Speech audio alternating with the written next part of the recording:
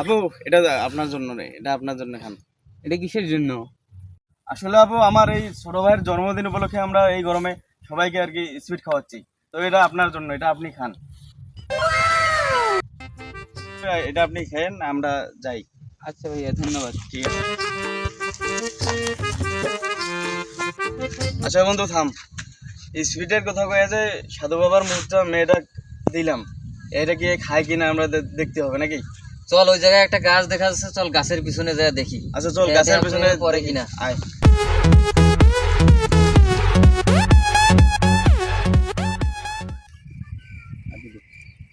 বন্ধু থাম, চুপ করে দেখি যে মেয়েটা স্পিডটা খায় আমাদের প্রেমে পড়ে কিনা।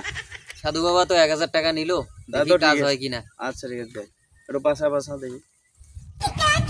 আচ্ছা ভাইয়া দুটা তো স্পিডের বোতল দিয়ে গেল, তা খাই।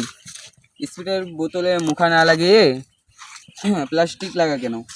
স্পেশাল কিছু হবে মনে হয়, তো খাই।